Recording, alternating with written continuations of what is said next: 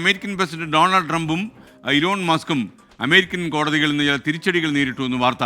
അന്താരാഷ്ട്ര നീതിന്യായ കോടതിക്ക് ട്രംപ് ഉപരോധം ഏർപ്പെടുത്തി കഴിഞ്ഞു. അതിനാണ് തിരിച്ചടി ലഭിച്ചിരിക്കുന്നത്. കോടതി വിധിയെ ഇലോൺ മസ്ക് ചോദ്യം ചെയ്ത് രംഗത്ത് വന്നിട്ടുണ്ട്. ഈ അവസരത്തിൽ പി ജെയിംസ് നമുക്കൊപ്പം ചെയ്യുന്നു. P James, hi hi hi. 3 ഹായും കഴിഞ്ഞ് പി ജെയിംസ് സുഖമായിരിക്കുന്നല്ലോ? ജീവിതമൊക്കെ ആ കഷണ്ടി ലേശം അങ്ങോട്ട് കൂടുന്നോന്ന് സംശയം. എന്താണ് കഷണ്ടി ലേശം അങ്ങോട്ട് കൂടുന്നു? കഷണ്ടി കുറയല്ലേ? അസൂയയോ? അസൂയ ഒട്ടുമില്ല. അപ്പൊ കഷണ്ടി ഇല്ല, രണ്ടിനും മരുന്നില്ല എന്ന് പറഞ്ഞു. പക്ഷേ മരുന്നുണ്ട്. എന്തായാലും കുറെ കാലം ജീവിക്കട്ടെ, അതേ നമുക്ക് പറയാനുള്ളൂ. അപ്പോൾ ഇങ്ങനെയുള്ള മനുഷ്യർ കുറവാ, ഈ അസൂയയും കഷണ്ടി ഇല്ലാത്തവര്. റെഡി. അപ്പൊ നമുക്കിനി അമേരിക്കയിലേക്ക്. Donald Trump, American president Donald Trump അധികാരത്തിൽ വന്ന ശേഷം ഈ എക്സിക്യൂട്ടീവ് പവർ എന്നുള്ളത് ഏറ്റവും ശക്തമായി ഉപയോഗിക്കുകയാണ്. കോടതികളെ ഒന്നും വിലവെക്കുന്നില്ല. ഒറ്റയടിക്ക് പുള്ളിക്ക് മറ്റേ അനധികൃത കുടിയേറ്റക്കാരെന്ന് തോന്നുന്നവരെ പിടിക്കുക, ചങ്ങലക്കിടുക, നേരെ അതാത് രാജ്യങ്ങളിലേക്ക് അയക്കുക. ഒപ്പം തന്നെ ഈ കുടിയേറ്റക്കാരുടെ മക്കൾ ജനിച്ചാൽ ആ ഒറ്റ കാരണം കൊണ്ട് അവിടുത്തെ ജന്മാവകാശമുണ്ട്. ജന്മാവകാശം മാത്രമല്ല, അവിടെ അമേരിക്കൻ പ്രസിഡന്റ് സ്ഥാനം വരെ മത്സരിക്കാം എന്നുള്ള ഇതെല്ലാം, ജന്മാവകാശവും പൗരത്വവും അത് എടുത്ത് കളഞ്ഞു. അത് കോടതി അതിന് തടവിട്ടിരിക്കുകയാണ്. അതിന് പറയുകയാണ് ഇപ്പോൾ ഏറ്റവും അവസാനമായിട്ട് ദശലക്ഷക്കണക്കിന് വരുന്ന അമേരിക്കൻ സർക്കാർ ജീവനക്കാരുടെ ഫയലുകൾ, അവരുടെ പ്രത്യേകിച്ച് അവർ ശമ്പളം വാങ്ങുന്ന അല്ലെങ്കിൽ അവരുടെ ഫിനാൻഷ്യൽ ഫയലുകൾ പുറത്തുവിടാനായി അമേരിക്കയിലെ ട്രഷറിയോട് ആവശ്യപ്പെടുന്ന എക്സിക്യൂട്ടീവ് അധികാരം എലോൺ മസ്കിന് ഇല്ല എന്നുള്ള തരത്തിൽ കോടതി വിധിച്ചു എന്ന് പറയാൻ പറ്റില്ല. അവരെന്തായാലും ഇഞ്ചക്ഷൻ ഓർഡർ കൊടുത്തിരിക്കുകയാണ്. അതിലേക്കുള്ള ആക്സസ് കൊടുക്കേണ്ട ആ രേഖകൾ കൈവശം വെക്കാനോ അത് നോക്കാനോ എലോൺ മസ്കിന് അധികാരമില്ല എന്നുള്ള തരത്തിലാണ് 19 സംസ്ഥാനങ്ങളിലെ അറ്റോർണി ജനറൽമാർ വാദിച്ചത്. അവരൊക്കെ ഡെമോക്രാറ്റിക് പാർട്ടിയുടെ ആൾക്കാരാണ്. എന്തായാലും കോടതി അത് കേട്ടു എന്ന് മാത്രമല്ല, ഡിസ്ട്രിക്ട് കോടതി അതിന് തടയിട്ടിരിക്കുന്നു. എലോൺ മസ്കിൻ്റെ ഡിപ്പാർട്ട്മെൻറ്റ് ഫെഡറൽ ഗവൺമെൻറ്റിൻ്റെ ഭാഗമല്ല, അവർക്ക് അതിനുള്ള അവകാശമില്ല. ഇത് ഫെഡറൽ ലോ, അമേരിക്കയുടെ ഫെഡറൽ നിയമത്തിന് വിരുദ്ധമാണ് എലോൺ മസ്കിൻ്റെ ഈ അദ്ദേഹത്തിന് സ്ഥാനം നൽകിയതും ഈ തരത്തിൽ പ്രവർത്തിക്കുന്നതും. അതുകൊണ്ട് അതിലേക്കുള്ള ആക്സസ് തടയാൻ കോടതി ഇഞ്ചക്ഷൻ ഓർഡർ നൽകിയിരിക്കുന്നതെന്ന് മാത്രമല്ല, ദശലക്ഷക്കണക്കിന് ആൾക്കാരുടെ സ്വകാര്യതയിലേക്കുള്ള കടന്നുകയറ്റമാണ് ഇതെന്ന് കൂടി അവർ വാദിച്ചത് കോടതി കേട്ടു. എന്തായാലും എലോൺ മസ്കിനും ഒപ്പം തന്നെ എലോൺ മസ്കിനെ ഈ സ്ഥാനത്ത് വെക്കുകയും ഗവൺമെൻറ്റിൻ്റെ ഡിപ്പാർട്ട്മെൻറ്റ് ഭാഗമാക്കുകയൊക്കെ ചെയ്ത ഡൊണാൾഡ് ട്രംപിനും വീണ്ടും തിരിച്ചടി നേരിട്ടിരിക്കുകയാണ്. അപ്പോൾ ആ തരത്തിൽ വലിയ രീതിയിലുള്ള തിരിച്ചടികൾ കോടതിയുടെ ഭാഗത്ത് വരുന്നു.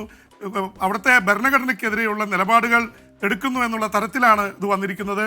അതിനിടയിൽ തന്നെ അമേരിക്കയിൽ വലിയ തരത്തിലുള്ള ഒരുപാട് കാര്യങ്ങളിൽ ട്രംപ് ഇടപെടുന്നുണ്ട്. മറ്റു രാജ്യങ്ങളുടെ കാര്യത്തിൽ ഒക്കെയുള്ള ഇടപെടലുകൾക്കെതിരെ ഇത് വന്നിട്ടുണ്ട്. ഇലോൺ മസ്ക് ഇതിനെതിരെ അതിശക്തമായി പ്രതിഷേധിച്ചിട്ടുണ്ട്. കാരണം ഇവിടെ ഒരുപാട് വേസ്റ്റായിട്ട് പണം കളയുന്നതിനെതിരെ ഉള്ളൊരു നീക്കത്തെ കോടതി ഇടപെട്ട് തടയാൻ ശ്രമിക്കുന്നു.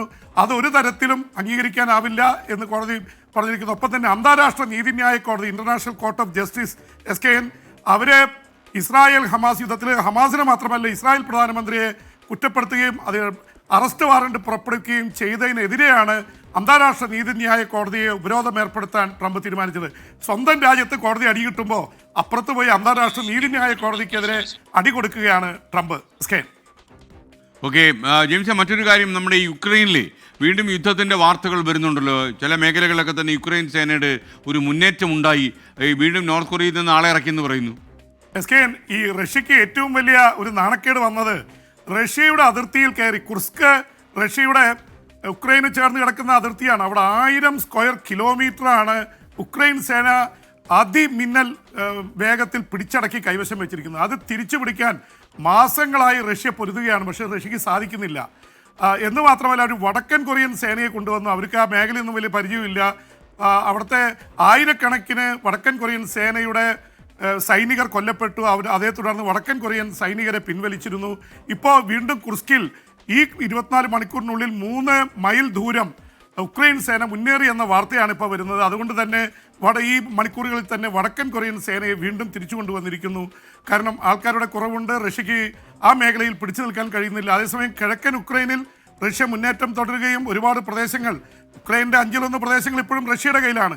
അതിനുള്ള പ്രതികാരം എന്നോണാണ് റഷ്യയിൽ കയറി കുർസ്ക് മേഖല കൈവശം വെച്ചിരിക്കുന്നത്. അവിടെ ഉക്രൈൻ സേന മുന്നേറ്റം നടത്തുന്നു. അതിനെതിരെ റഷ്യ ഉക്രൈനിൻ്റെ പല നഗരങ്ങളിലും ഇപ്പോഴും ആക്രമണം തുടർന്നുകൊണ്ടിരിക്കുന്നുണ്ട്. അതിനിടയിൽ ഒരു വാർത്ത വന്നിരിക്കുന്ന SKN, അമേരിക്കൻ പ്രസിഡന്റ് ഡൊണാൾഡ് ട്രംപും ഉക്രൈൻ പ്രസിഡന്റ് സെലൻസ്കിയും അടുത്ത ആഴ്ച ചർച്ച നടത്തും യുദ്ധം അവസാനിപ്പിക്കുന്നതിനെക്കുറിച്ച് എന്നുള്ള വാർത്തകൾ കൂടി വരുന്നുണ്ട്. എന്തായാലും ഉക്രൈൻ യുദ്ധം കൂടുതൽ ശക്തമായിട്ട് പോവുകയാണ്. ഇസ്രായേൽ ഹമാസ് യുദ്ധം തീർന്നെങ്കിലും ആകെ തടവുകാരുടെ കൈമാറ്റം മാത്രമാണ് നടക്കുന്നത്. കിട്ടിയ തടവുകാരൊക്കെ മൃതാവസ്ഥയിലാണെന്ന് ഇസ്രായേൽ പറയുന്നു. ഇത് തന്നെയാണ് പലസ്തീൻ്റെയും അവസ്ഥ.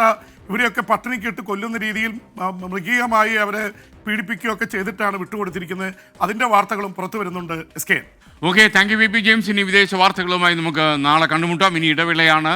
ഇപ്പോൾ സമയം 9 മണി കഴിഞ്ഞ് 27 മിനിറ്റ് 33 സെക്കൻഡ്.